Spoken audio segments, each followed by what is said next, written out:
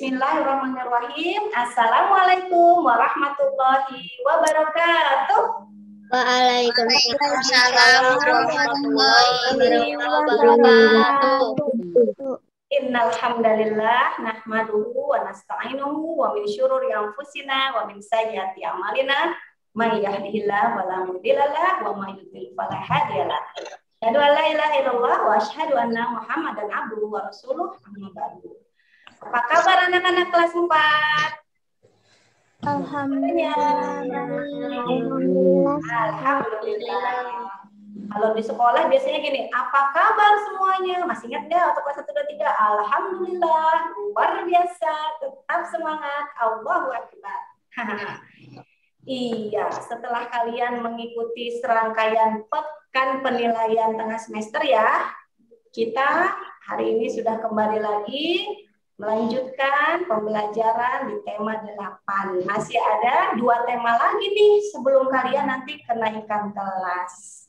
Tapi sebelumnya, meskipun ini pelajaran kedua ya, setelah ketiga malah ya, setelah tadi tahsin, kemudian juga ada pembelajaran bidang studi ya, karena kita berdoa lagi sama-sama membaca doa belajar sebelum kita memulai pembelajaran tematik kali ini.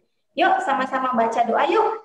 Rabbi zidni ilman warzuqni.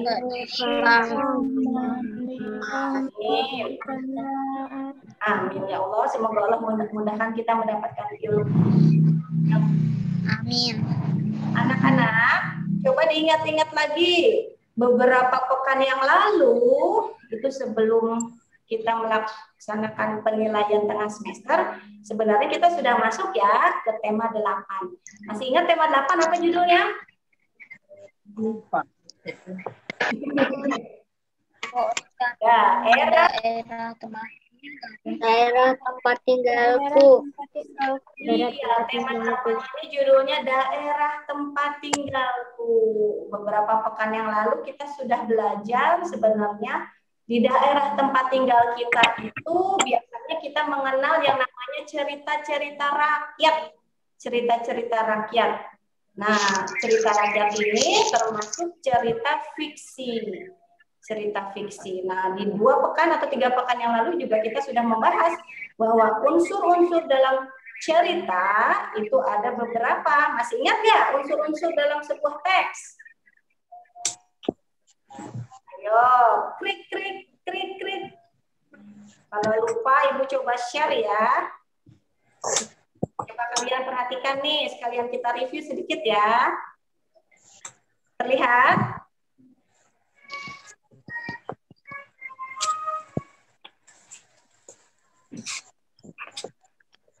Bisa terlihat? Sudah. Nah, pekan lalu kita sudah membahas tentang 2 pekan lalu ya, atau 3 pekan lalu kita sudah membahas tentang teks fiksi. Teks fiksi ini berisi tentang teks yang berisi tentang rekaan atau khayalan, atau namanya juga tidak berdasarkan kenyataan atau hanya imajinasi penulis atau pengarangnya saja. Nah, unsur-unsur dalam sebuah teks fiksi itu ada 5. Ingat? Ada yang namanya tokoh, ada yang namanya tema, ada yang namanya alur, ada lagi apa? Latar, ada yang juga namanya amanat atau pesan moral. Ini sudah kita pelajari bersama, sekalian kalian mengingat kembali ya materi-materinya ya. Nah, latar itu ada 3, ada latar tempat, ada latar waktu, dan latar suasana. Coba diingat-ingat kembali, ini materi yang sudah kalian pelajari di pekan-pekan sebelumnya. Nah, untuk subtema yang lalu, kita juga sudah mempelajari tentang karya sastra. Karya sastra merupakan contoh cerita fiksi. Karya sastra contohnya adalah cerita rakyat, seperti cerita jenaka. Cerita jenaka itu gimana? Yang lucu-lucu, misalnya si Kabayan. Pernah dengar cerita si Kabayan? Mungkin ada yang tahu, ada yang enggak ya. Ada juga yang namanya cerita mite. Nah, cerita mite ini adalah cerita yang biasanya hubungannya dengan kepercayaan di masyarakat tertentu. negara kita itu kan pernah ada penyebaran agama Hindu-Buddha ya. Nah, mereka lebih ke kepercayaannya terhadap dewa-dewa. Nah, di situ dulu ada cerita yang namanya cerita Dewi Sri, Dewi Padi. Nah, itu contoh cerita mite. Ada juga yang namanya fabel. Nah, fabel kelas 3 udah pernah. Apa itu fabel? Siapa yang bisa jawab? Cerita apa itu fabel? Fabel. Si kancil, buaya. Cerita yang ada hubungannya dengan apa kalau fabel? Hewan. Hewan, iya betul. Jangan cerita rakyat yang ada hubungannya dengan yang di tokoh-tokohnya itu biasanya dari hewan-hewan. Kemudian ada legenda. Ini juga sudah kita bahas ya pekan lalu. Legenda misalnya tentang cerita Sangkuriang. Terus legenda tentang asal-usul Banyuwangi gitu ya. Asal-usul kota Banyuwangi atau asal-usul kota Surabaya. Itu kemarin kita sudah bahas. Kemudian ada juga yang namanya saga atau sage. Saga atau sage itu biasanya cerita tentang Panji. Itu biasanya cerita tentang kepahlawanan. Jadi tentang petualangan, tentang kepahlawanan. Seseorang yang memiliki jiwa petualang atau kepahlawanan. Contohnya kalau di Jawa Barat itu ada yang terkenal dengan nama Ciung Wanara. Nanti kita pelajari lebih dalam ya. Kemudian ada yang namanya cerpen. Siapa yang tahu? Cerpen singkatan apa? Cerpen. Cerita pendek. Cerita pendek. Cerita pendek.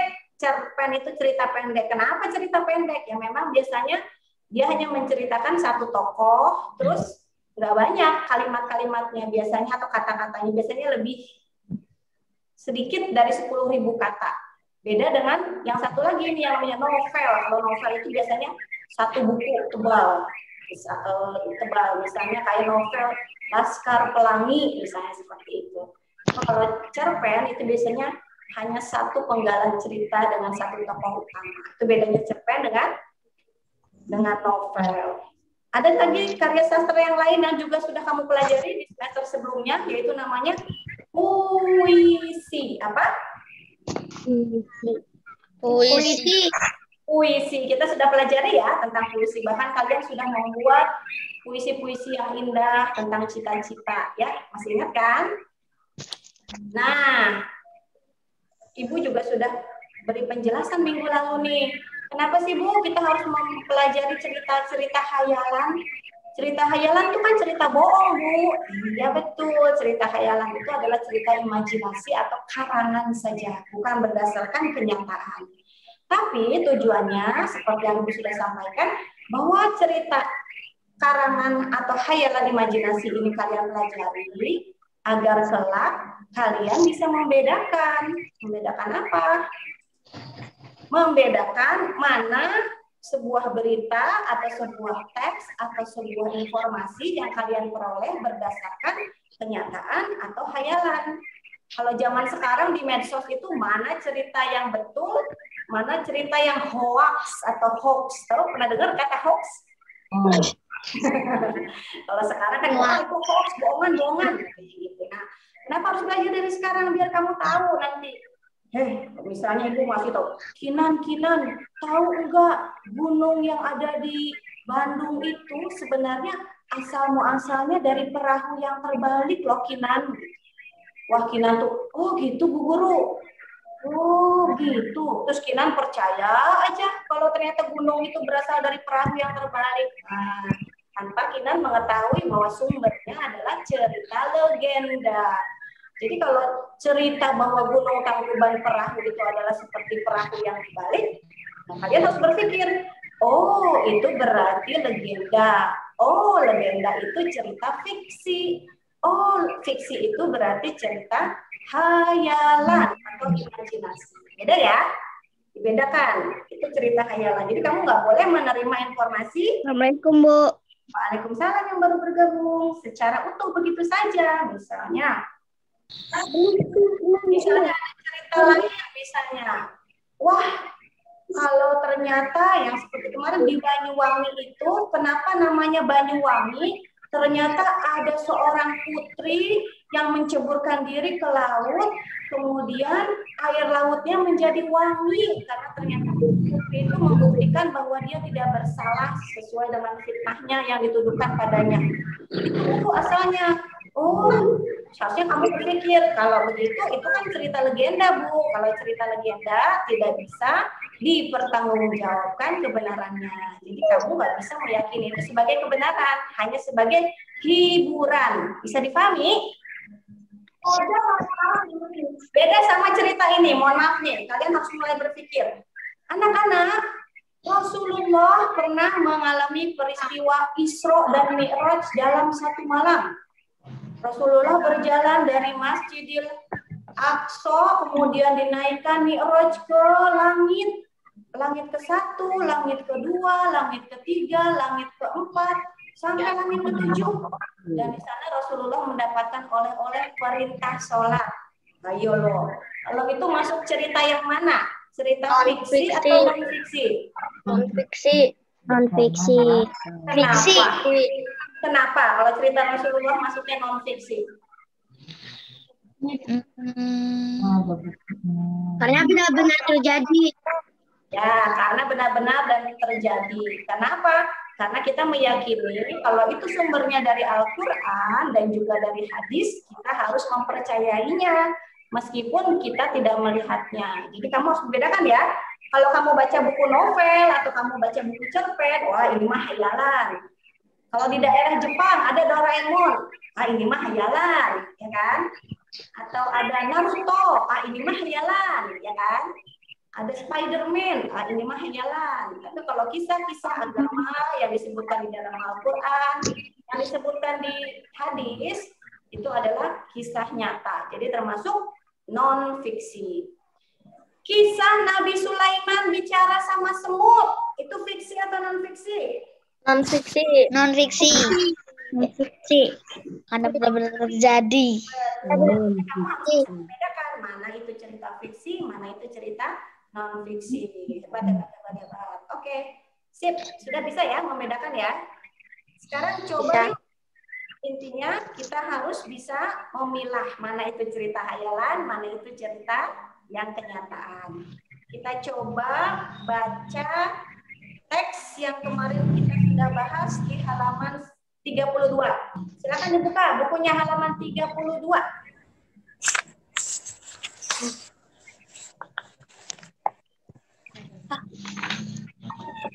Ada 32. Siapa yang mau baca kisah tentang seekor burung gagak? Ada pensil nih. Tuh, udah dikasih pensil berkali-kali. mau baca? Ditunjuk aja ya. Isan. Isan nih nggak pakai baju olahraga nih Isan. Coba seekor burung gagak halaman 32. Nanti dilanjutkan sama Akia dan Akia. Halaman berapa, Bu? 32. Seekor burung gagak. Silakan dibaca Isan. Seekor burung gagak melintasi hutan yang lebat. Ia baru saja terpisah dari kawanannya. Gagak yang lelah hingga pada sebuah pohon di tepi sungai. Di sana seekor angsa sedang berenang. Hai angsa, sedang apa kamu? Sapa burung gagak. Hai gagak, jangan melihat aku seperti itu.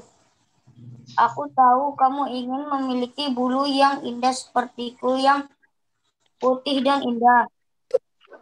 Jawab angsa ketus. Gagak tidak menyangka angsa akan menyindir keterbatasan fiksinya. Gagak yang lanjut sama Akia. Gagak yang sedih, silakan Akia. Gagak yang sedih akhirnya pergi meninggalkan angsa. Di tengah jalan seekor kupu-kupu menyapanya. Lebih baik kamu menjauhiku jika hanya ingin menggodaku. Murung. Bermainlah dengan makhluk kupu-kupu.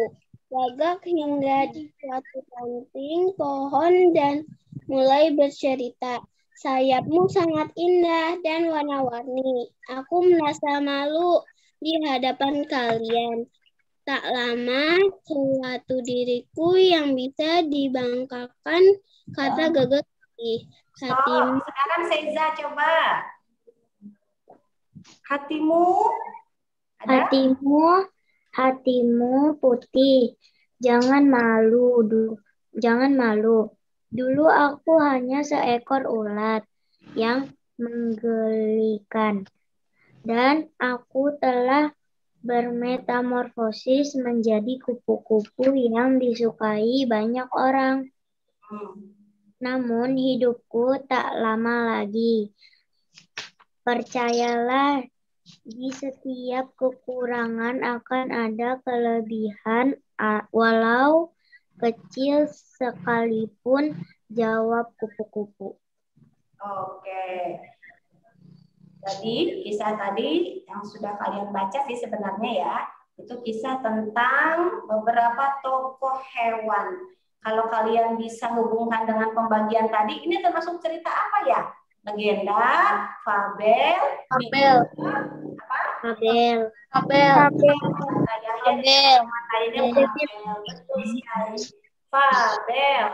Oke, cerita fabel ini siapa saja tokoh yang tadi disebutkan di dalam cerita yang dibacakan oleh teman-teman kalian? Ada siapa saja?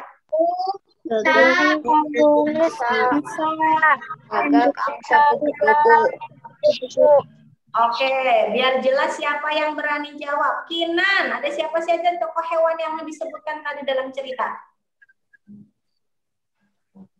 Kupu-kupu, Terus? angsa, Mhm. dan burung gagak. Dan burung gagak. Kalau ditanya tokoh utamanya mereka tadi ya. Nah, sekarang yang Ibu tanya adalah tokoh baiknya yang menjadi tokoh utama di sini siapa? Damar bisa bantu? Siapakah tokoh protagonisnya? Silakan Damar. Tulisan tokoh protagonisnya adalah gagak dan kupu-kupu, dan antagonisnya angsa. Ya, benar. Tokoh protagonisnya di sini adalah gagak dan kupu-kupu, sedangkan tokoh antagonisnya adalah angsa. Emang apa sih yang diomongin sama angsa, Damar, sampai dia disebut tokoh protagonis? Angsa ngomong apa tadi, sama bicara apa sama kupu-kupu? Dia menghina ya, menghina temannya ya. Dia bilang apa katanya? Siapa tadi? Protagonis kupu-kupu. Dia menghina dan melihat dengan ketus. Ya, dan gagak tidak menyangka angsa akan menyindir keterbatasannya. Jadi, siapa yang mau bantu? Pesan moral atau amanat dalam cerita ini apa? Cerita fabel ya. Amanat atau pesan moralnya apa? Naura bisa bantu? Bisa, Bu. Silakan Naura. Pesan moralnya apa Naura? Jangan menghina kekurangan fisik orang lain. Oh, jangan apa? Jangan suka menghina kekurangan fisik orang lain. Iya, fisik itu kan pemberian Allah ya. Kita nggak boleh menghina. Itu berarti kita menghina Allah kalau kita menghina fisik. Oke, terima kasih. Itu untuk cerita rakyat yang pertama, fabel. Sekarang kalian, Ibu akan beri teks. Silakan kalian baca. Ibu tunjuk satu orang. Khalid dulu ya. Ibu tunjuk satu orang, nanti silakan dibaca teks berikut ini. Nah, ayo, silakan. Khalid, Silakan Halaman dibaca. berapa, Bu? Ibu akan share ya. Sebentar.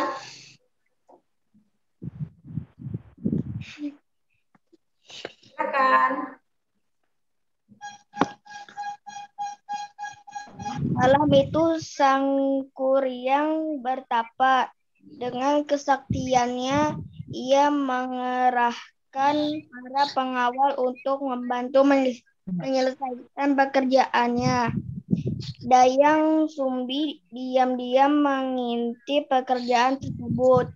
Begitu pekerjaan itu hampir selesai. Di sebelah Dayang Sumbi. timur kota. Wah, kelewat satu baris. Dayang Sumbi memerintahkan pasukan untuk mengelar kain sutra merah di sebelah timur kota. Ketika menyaksikan warna merah di timur kota, Sang Kuryang mengira bahwa hari sudah menjelang pagi. Ia pun menghentikan pekerjaannya. Ia sangat marah karena tidak dapat memenuhi syarat yang diminta Dayang Sumbi. Ya, Dengan gantian sama Adifa. Adifa siap.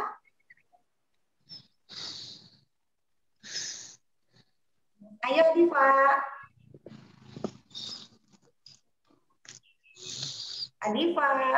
Kalau gitu diganti sama Zaki deh. Zaki paragraf kedua, silakan Zaki. Dengan kesakitannya, Sang Kuryang menjebol bendungan yang dibuatnya. Terjadilah banjir besar yang melanda seluruh kota. Ia pun kemudian menendang sampan besar yang dibuatnya. Sampan itu melayang jatuh menjadi sebuah gunung yang diberi nama Tangkuban Perahu. Iya, terima kasih Khalid sama Zaki. Ulang ya. Malam itu Sang Kuryang bertapa. Dengan kesaktiannya, ia mengerahkan para pengawal untuk menyelesaikan pekerjaannya. Dayang Sumbi diam-diam mengintip pekerjaan tersebut.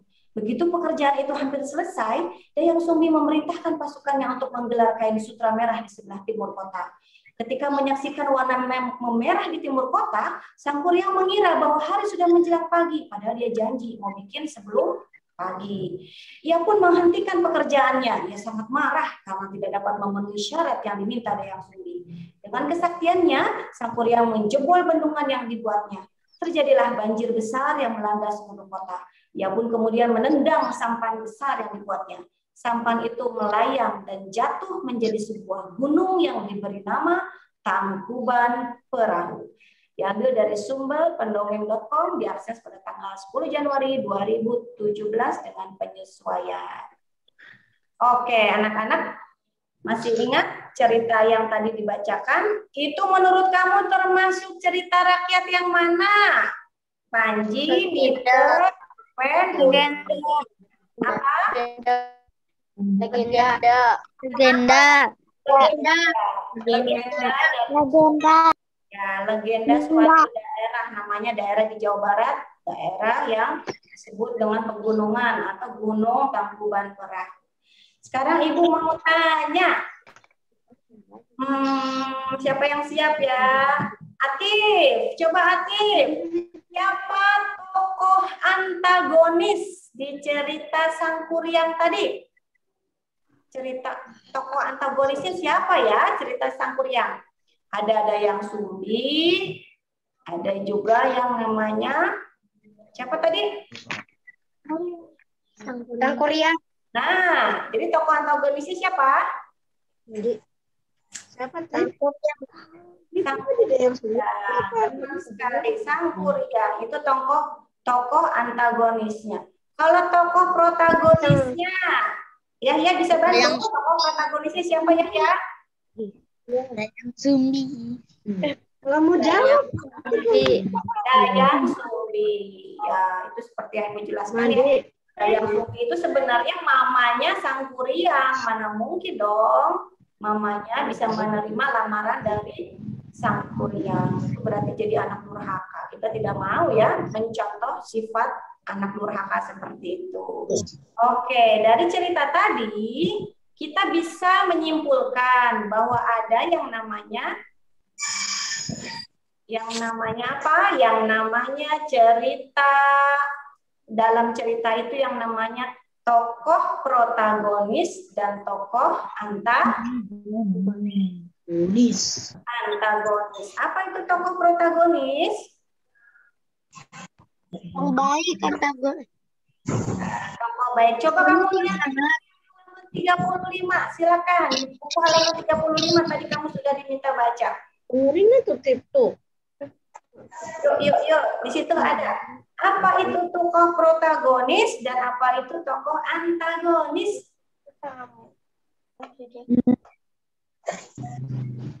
Siapa yang bisa jawab?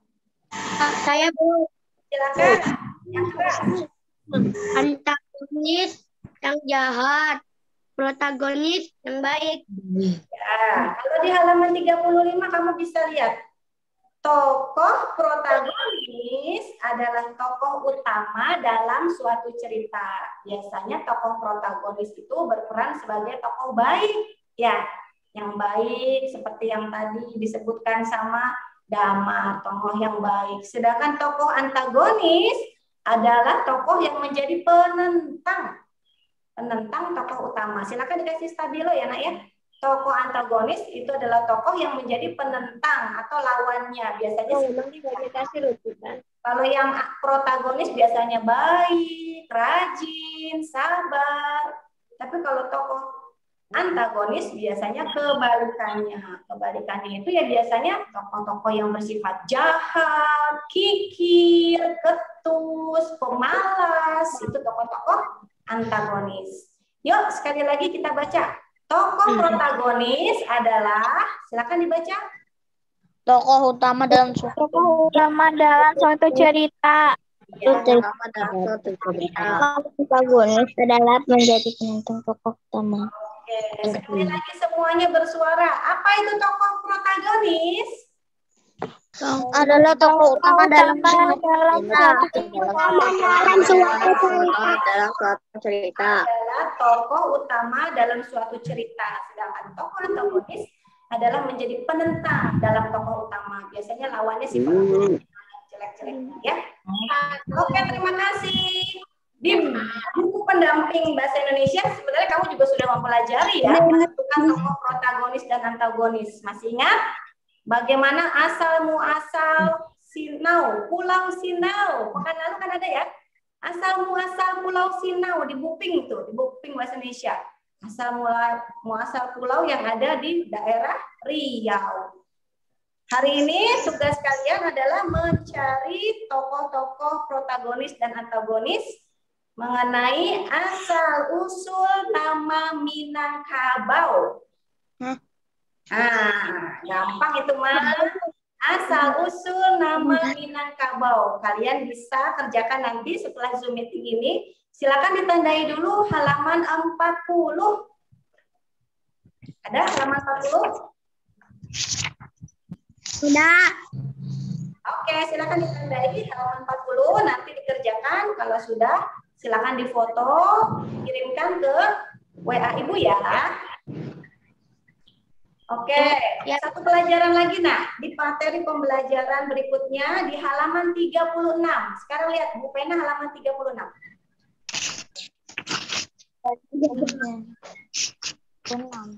Ini juga masih sama materi yang sudah dibahas sebelum kita mengikuti kegiatan penilaian pekan penilaian tengah semester, bahwa gaya itu punya pengaruh terhadap benda. Salah satunya bahwa gaya dapat membuat benda bergerak menjadi berhenti. Gaya bisa membuat benda yang bergerak menjadi berhenti atau diam. Gaya juga bisa membuat benda yang berhenti menjadi bergerak. Nih, tadi cerita sang kuryang nih. Sang kuryang menendang sampan. Apa itu sampan? Sampan itu perahu. Tangkur yang menendang sampan dan sampannya itu terbalik kemudian menjadi gunung tangkuban perahu. Menendang itu berarti sangkur yang memberikan gaya. Gayanya berupa tarikan apa dorongan kalau menendang? Dorongan. Berarti kalau ditendang berarti memberikan gaya dorongan. Ada kegiatan lain contoh-contohnya di halaman 36. Silakan dibaca. Siapa yang mau baca? Rafa, Ibu mau dengar suara Rafa. Akbar, mana Akbar? Akbar, mana suaranya Akbar? Halaman 36 yuk. Malu-malu nih. Sebelum kita mempelajari bahwa daerah tempat tinggal mempengaruhi jenis pekerjaan. Perhatikan gambar yang ada di buku kalian ya. Gambar tersebut menunjukkan warga memanfaatkan sapi. Sapi dimanfaatkan tenaganya untuk alat transportasi. Gaya berupa tarikan yang ditimbulkannya mengakibatkan gerobak bergerak. Berarti sapinya melakukan gaya tarikan apa dorongan? Tarikan. Benar sekali, sapinya melakukan gaya tarikan. Hal ini membuktikan bahwa gaya, nah boleh digaris bawahi silakan, bahwa gaya dapat membuat benda diam menjadi bergerak. Gaya dapat membuat benda diam menjadi bergerak. Oke, gaya dapat membuat benda diam menjadi bergerak. Berikut beberapa contoh lainnya, gaya dapat mempengaruhi gerak benda. 1. Silakan dibaca yang keras sama Rafa. Coba yang Rafa dibaca Rafa. Ayunan. Buku apa, Bu? Ya, sama Yahya deh kalau gitu. 1. Ayunan cangkul. Ayunan cangkul akan berhenti ketika menyentuh tanah. Oke, 2. Firzana. Hewan pembajak sawah dapat berbelok arah saat diarahkan oleh petani. Oke, 3. Akbar. Akbar. 3. Petani menanam benih sawah padi di sawah yang mengakibatkan benih padi berpindah dari tempat pembibitan ke sawah. Oke, ini adalah contoh-contoh pengaruh gaya terhadap gerak benda. Ayunan cangkul akan berhenti ketika menyentuh tanah. Duk gitu ya. Hewan pembajak sawah dapat berbelok arah saat diarahkan oleh petani. Kemudian ada juga petani menanam benih padi di sawah mengakibatkan benih yang tadinya di tempat semai kemudian berpindah ke tempat yang setelah pembibitan ke sawah. Itu artinya bahwa gaya bisa mempengaruhi gerak benda. Silakan lihat gambar yang ada di bawah. Ini terakhir. Yang A dan B. Silakan kalian amati gambar A dan B. Gaya apakah yang terdapat pada kegiatan A? Siapa yang mau jawab? Tasya bisa jawab. Gaya dorongan. Apa yang A? Gaya dorongan. Gaya dorongan. Dorongan apa? Dia sedang mendorong apa? Trak. Mendorong traktor. Sekarang yang B. Coba perhatikan gambar yang B. Gayanya termasuk gaya apa? Tarikan. Ya betul. Ya, tarikan di sini. Tarikan. Kerbaunya sedang menarik dan membajak sawah. Beda ya, sama-sama membajak, tapi yang satu dorongan, yang satu tarikan. Yuk, nomor 2. Tuliskan pengaruh gaya terhadap alat pembajak pada kedua kegiatan tersebut. Ketika diberi gaya, apa yang terjadi? Benda menjadi bergerak. Ya, benda menjadi bergerak. Betul sekali, Kinan. Terima kasih. Benda menjadi bergerak atau berpindah tempat. Bergerak ya, karena diberi gaya. Benda menjadi bergerak dan berpindah tempat. Udah. Terakhir nomor 3.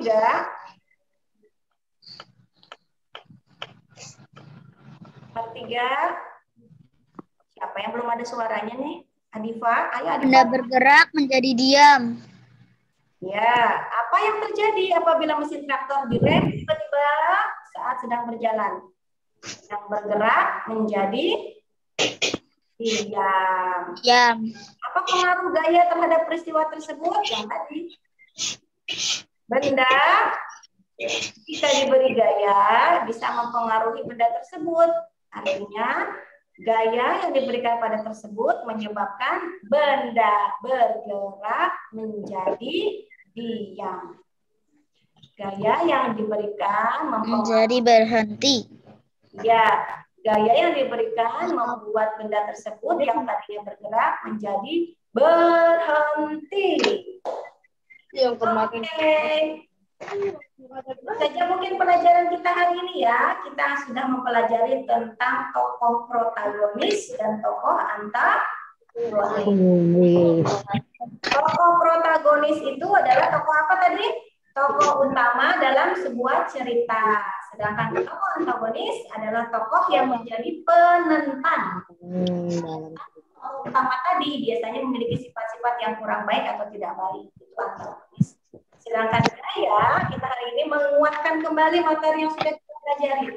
Bahwa gaya dapat membuat benda bergerak menjadi diam atau benda diam menjadi bergerak. Bergerak. Pinter, cakep.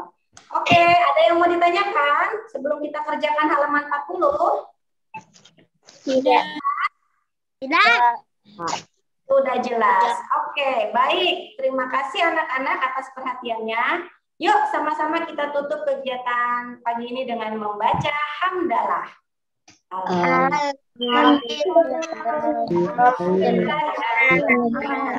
Selamat mengerjakan tugas ya. Nanti silakan dikirim. Jangan lupa tugas yang lalu tidak semua mengumpulkan loh. Jadi begitu selesai langsung foto, langsung kirimkan. Jangan sampai lupa mengumpulkan tugas. Oke, terima kasih anak-anak. Silakan pamit. Assalamualaikum warahmatullahi wabarakatuh.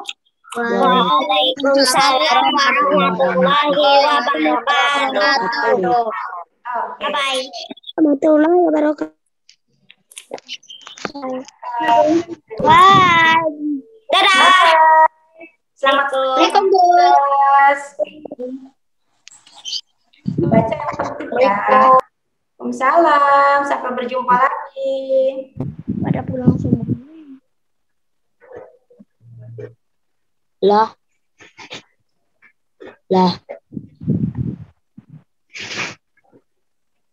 Susah dipencet tau nih.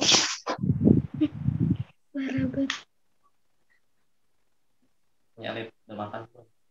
Oke, silakan bersidang.